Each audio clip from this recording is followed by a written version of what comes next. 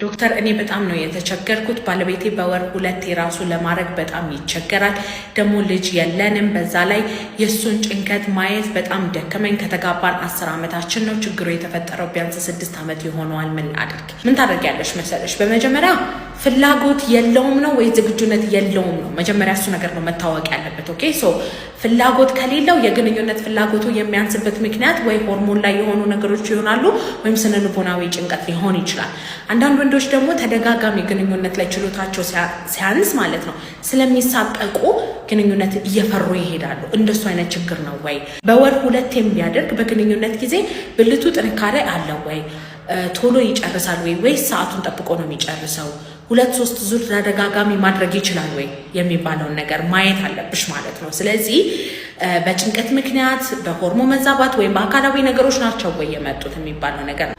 ፍላጎት በጭራሽ የለውም ነው ወይስ ችሎታ ስለሌለው እየተሳቀቀ ነው ወይስ ምንድን ነው? የብልት አለመቆም ችግር ካለበት፣ ቶሎ መጨረስ ካለበት፣ ፍላጎት ማነስ ካለበት መቶ መርምሮ እንደ አግባብነቱ ሕክምና ልናስጀምረው እንችላለን። አንድ ሰው ሴጋ በሚመታበት ጊዜ ልምድ ሊሆንበት ይችላል። እንዴት መከላከል ይችላል? ልምድ ብቻ አይደለም፣ ሱስ ይሆንብሃል። ሱስ ሴጋ ጊዜ የሚለቀቁት ፈሳሾች ደስታን፣ እርካታን ስለሚሰጥ ሱስ ነው የሚሆንብህ። ልምዱን ተው እና እንዴት መከላከል እንደሚቻል ታውቃላችሁ? አትጀምሩ። ሴጋ መምታት አለመጀመር ይሻላል። ገብቶ መውጣት በጣም የሚከብድ ነገር ስለሆነ 2 ወር 3 ወር ቆየሁ፣ ከዛ እንደገና ተነሳብኝ። በጣም እየወረዱ እየተነሱ እየወረዱ እየተነሱ እየተቸገሩበት ያለ ነገር ነው።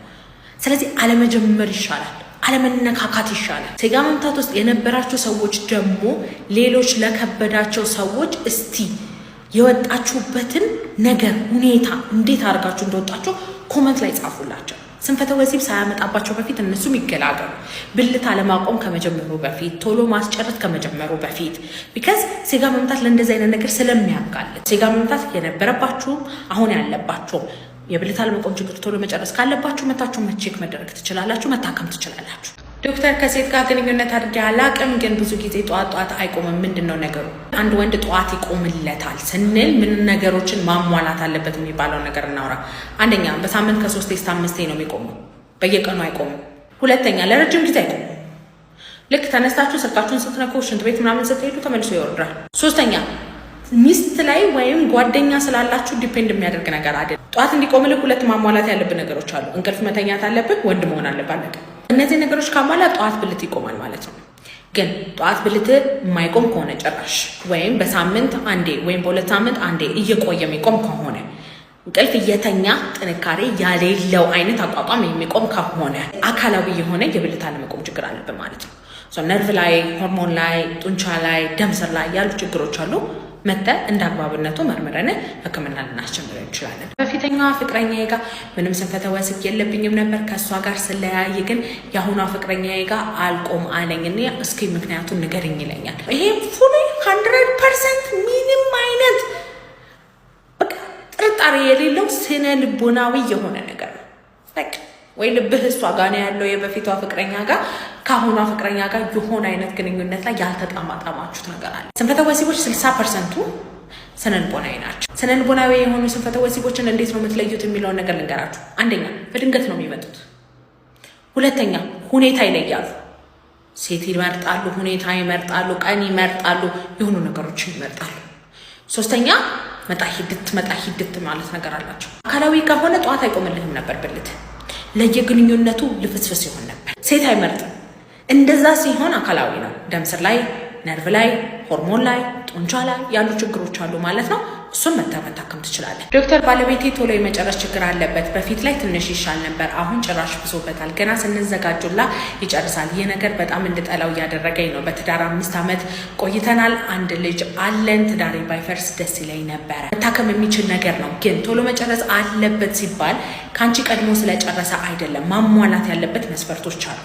እነዚህ መስፈርቶች ካሟላ ትልኪዋለሽ ባለቤትሽን፣ እኛ እናስተካክልለታለን ማለት ነው።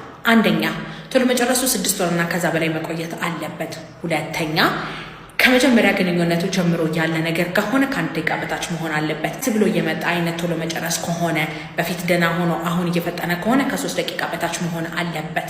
ሶስተኛ የመጀመሪያ ዙሩን አልፎ ሁለተኛ ዙር ቶሎ መጨረስ አለበት። አራተኛ በ6 ወር ውስጥ 12 ግንኙነትና ከዛ በላይ ማድረግ አለበት። ከ12 ግንኙነቶች ውስጥ ደግሞ 80% የሚሆነውን ቶሎ ከጨረሰ የዛኔ ሆርሞን ላይ ወይም ነርቭ ላይ ያለ ችግር አለ ማለት ልከሹ መታከም ይችላል ማለት ነው። እነዚህ መስፈርቶች የምታሟሉ ከሆነ ቶሎ መጨረስ አለባችሁ ማለት ነው። ስለዚህ መታችሁ መታከም ትችላላችሁ። በግንኙነት ጊዜ ሚስታችሁ ቀደም ብላ እንድትጨርስላችሁ ከፈለጋችሁ ካልሲ አድርጉላት። ሴትና ወንድ እኩል አይጨርሱም። ብዙ ጊዜ ሴቶች ይዘገያሉ፣ ወንዶች ደግሞ ቀድሞ የሚጨርሱ። ግን ሴት ልጅ ቀደም ብላ እንድትጨርስ ወይም የምትጨርስበትን ሰዓት ልትቀንሱበት የምትችሉበት የተወሰኑ መንገዶችን ልንገራችሁ። አንደኛ እግሯ ላይ ካልሲ ማድረግ እግር አካባቢ ያለውን ብርድ የሚለውን ነገር እንዲቀንስላት ያደርጋል። እሱ ብዙ ጊዜ ሴቶችን ዴንጀር የሚመጣ ነገር ለጭንቅላታቸው እንዳለ የሚነግራቸው ነገር ነው። ዲስትራክሽን ሊፈጠርባቸው ይችላል። ሁለተኛ በግንኙነት ጊዜ ማዋራት ልመዱ። ጆሮዋ ስር ማንሾካሾክ፣ የተወሰኑ ነገሮችን መናገር። ቢከዝ በንግግር በጣም የግንኙነት የመጨረስ ነገሯን እርካታ የመድረሷ ነገር የመጨመር አይነት ነገር ስላለው። ሶስተኛ ደግሞ ነገሮችን አትቀያዩ። አንድ ቦታ ላይ የነካሃት የእርካታ ስሜቷ እየተነሳ ካየኸው እዛ ቦታ ላይ በዛው ፍጥነት፣ በዛው ፕሬዠር፣ በዛው ነገር ስትጨርስ ድረስ አድርሳት። አትቀያየር ነገሮች። እሷ ዘግይታ ስለጨረሰች አንተ ቶሎ መጨረስ አለብህ ማለት አይደለም። ኦኬ፣ ቶሎ መጨረስ 3 ደቂቃ ወይም 1 ደቂቃ በታች መሆን አለበት። የዛኔ ነርቭ ላይ ወይም ሆርሞን ላይ ያሉ ችግሮች ይኖራሉ። እነሱን መታከም ትችላለህ። በፍቅር መሳሳም ስጀምር የዘር ፈሳሽ የሚፈሰውን እንዴት ነው ማቆም የምችለው? የምትሳሳሙበት ጊዜ ገና ለግንኙነት መነሳሳት ሲጀምሩ ቅድመ ፈሳሽ የሚባል ነገር አለ። ይህ ውሃ ከለር የሆነ ዋናው ፈሳሽ ከመፍሰሱ በፊት 30 ደቂቃ እስከ 1 ሰዓት ቀድሞ የሚፈስ ላሉት ዘር ፈሳሾች መንገድ የሚጠርግ ነገር ነው። አንዳንድ ጊዜ ደግሞ ዋናው ነጩ የዘር ፈሳሽ በመሳሳም ጊዜ የሚፈስባቸው ወንዶች አሉ። ይህ በጣም ከፍተኛ የሆነ ኃይለኛ የሆነ የቶሎ መጨረስ ችግር አለባችሁ ማለት እንችላለን። ግን ሁለተኛ ዙርም ግንኙነት ሞክራችሁ አሁንም ቶሎ መጨረስ ካለባችሁ ነው ሕክምና መውሰድ የምትችሉት። የመጀመሪያ ዙር ሁሉ ወንድ ነው ቶሎ የሚጨርሰው። የመጀመሪያ ዙር አንድ ወንድ 15 ሰከንድ ጨርሶ ማለት ነው። ሁለተኛ ዙር 15 ደቂቃ ሊቆይ ይችላል። የመጀመሪያ ዙር ብቻውን ቶሎ መጨረስ አለባችሁ አያስብላችሁም። ሁለተኛ ዙር ከ3 ደቂቃ በታች ወይም ከ1 ደቂቃ በታች እየጨረሳችሁ ከሆነ የዛኔ ሆርሞን ላይ ወይም ነርቭ ላይ ችግር አለ ማለት ነው። መታችሁ መታከም ትችላላችሁ። በየጊዜው አንድ አይነት የሆነ ግንኙነት ማድረግ ለስንፈተ ወሲብ ይዳርገናል ወይ? ወንዶች በተለይ ከትዳር በኋላ የግንኙነት ነገራቸው እየጣፈጠ ካልሆነ ወይም ደግሞ የተለያዩ ነገሮችን መሞከር ካልቻችሁ የመሰላቸት ነገር ሊመጣ ይችላል። 60% የሚሆኑ ስንፈተ ወሲቦች ስለ ልቦናዊ ናቸው።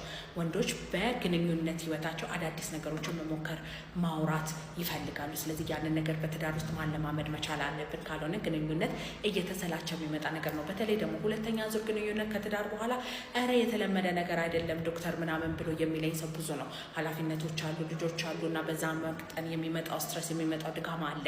ግን የግንኙነት ድባቡን የመቀየር አይነት ፖቴንሻል ካላችሁ ከባለቤታችሁ ተነጋግራችሁ ያንን ነገር ለማስተካከል ብዙ አይነት እድሎች አሉ። የተለያዩ ነገሮች ሞክሩ። አንተ እያስደሰትኩ ነው ወይ? አንቺ እያስደሰትኩሽ ነው ወይ? እንዴት አድርገው ሌላ ነገር እንሞክር፣ እስቲ ምን አይነት ነገር እንሞክር ብላችሁ ማውራትን እና ሌሎችን ነገሮችን ኤክስፔሪንስ ማድረግ፣ ቦታ መቀየር፣ ፖዚሽን መቀየር፣ ለግንኙነት የሚያነሳሳችሁን ነገር መቀየር፣ የምታወሩትን ነገር መቀየር፣ እንደዚህ አይነት ነገርን የግንኙነት ህይወትን እየጣፈጠ እንዳይሰለች የሚያደርገው ነገር ነው። ቢቀር ስነ ልቦናዊ የሆኑ ስንፈተ ወሲቦች ሊያመጣ ይችላል። ምንም ያክል ደግሞ ፖዚሽን ብትቀያየር፣ ምንም ያክል ነገሮችን ብታስተካከል ደግሞ ማይስተካከሉ ስንፈተ ወሲቦች አሉ። ባይዘይ እሱ በግንኙነት መሰላቸው ሳይሆን አካላዊ በሆኑ ነገሮች ነው የመጡት። ጠዋት ብልት ማይቆም ከሆነ፣ በየግንኙነቱ ቶሎ የምትጨርስ ከሆነ የዛኔ ነርቭ ላይ፣ ሆርሞን ላይ፣ ጡንቻ ላይ፣ ደም ስር ላይ ያሉ ችግሮች አሉ። መታከም ትችላለህ። በማንኛውም ስንፈተ ወሲብ መታከም ከፈለጋችሁ ባዮ ላይ ባለው ስልክ ቁጥር ደውላችሁ ቀጠሮ ማስያዝ ትችላላችሁ። በሬ ሁል ጊዜ ክፍት ነው።